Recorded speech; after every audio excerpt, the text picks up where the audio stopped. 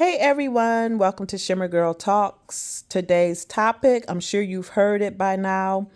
This can be found on Proud Black Fathers on Facebook, and it's about a stepdad who was left out of his stepdaughter's graduation. And I'm going to read part of it. Excuse me. I'm going to read part of it, and you can read the rest on Facebook, Proud Father Black Fathers. And I'm going to give my opinion after I read the little snippet here. I need to get something off of my chest. Yesterday, my stepdaughter graduated and I wasn't invited. I've been in her life since she was 4 months old. Married her mother when she turned 2. I've been there, consistent, showing up, providing, loving her like my own. But come graduation day, I wasn't given a seat.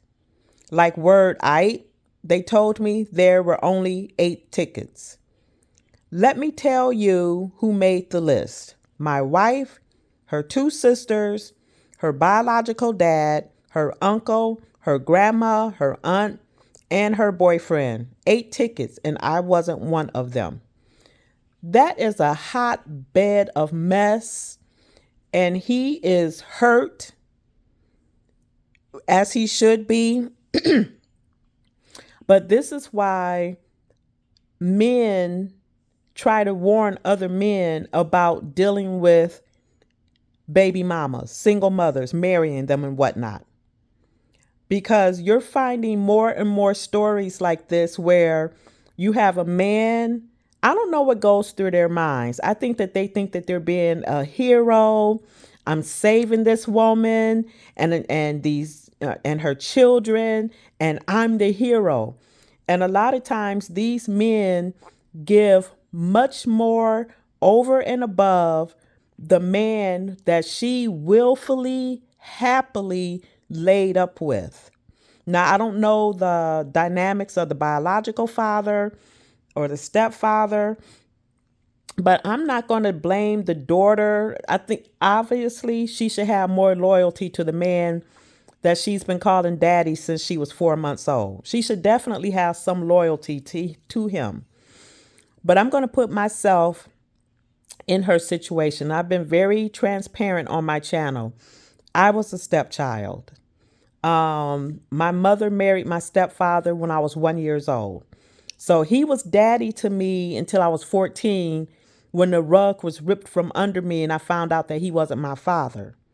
So with that said, I could very well see myself completely forgetting about him if my dad, my biological father, had just walked into my life all of a sudden. But of course, that would have never have happened because my stepfather died. He was actually murdered when I was 7 years old. So I can see myself doing that without thinking. It would not be based in malice or anything like that. It would just be, I'm a kid and there's my biological father. I don't think people be realizing how important it is to a child to know that other half of them. Doesn't matter if there was a loving stepfather there or not. You want to know the other half of you, the other person that created you. So going back, excuse me. So going back to this, I have real bad allergies, y'all. So going back to this, I think if you read the rest of this post, he's asking, did he overreact? Is he at fault? Is the wife at fault? He should definitely take some blame for stepping into another man's family. And I hate to blame the victim because he is the victim here.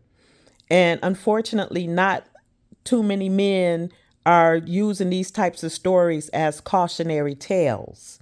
This is a definite cautionary tale because I'm hearing more and more stories of men who are being stepdads who are, as I said previously, they're going above and beyond for another man's children. And a lot of times that mother, the woman that marries him, she don't appreciate him like that.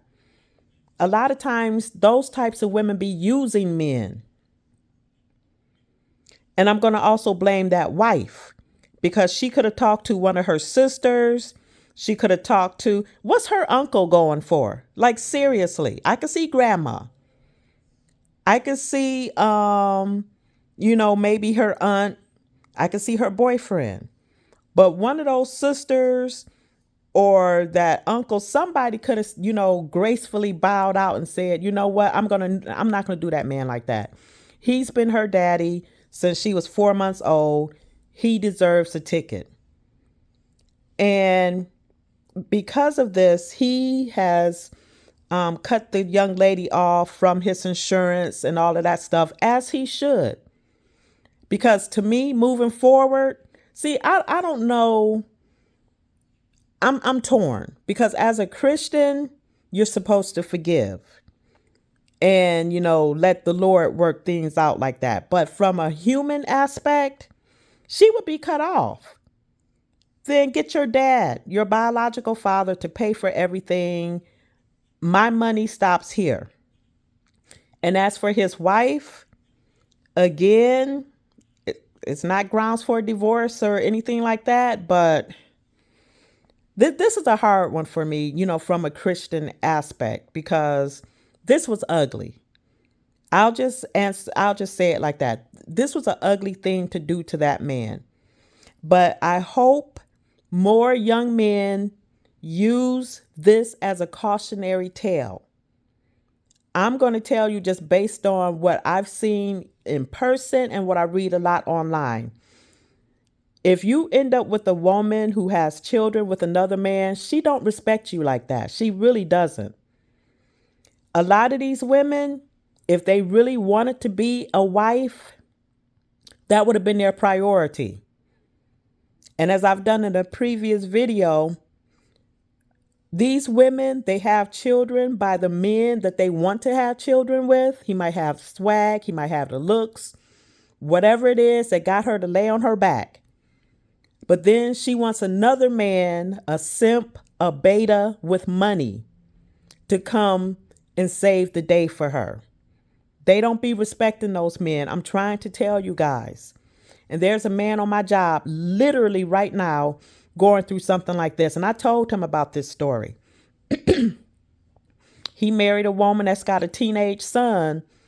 And that son is basically her surrogate man, her son husband. Even though my coworker's paying for everything, the mortgage, car note, she wants for nothing. But she doesn't appreciate him like that. He told me it was okay for me to share part of his story. He knows about my platform. So that was my topic and opinion on this. When I first heard about it, I thought it was so ugly. But I think more men need to open their eyes. But at the same time, some of these women, they are snakes, sharks, and barracudas, and they know how to sink their nails into these men. And, but some of these men, they just have to learn the hard way. And that's my topic. Tell me what you think. Tell me what you would do. And I will talk to you later.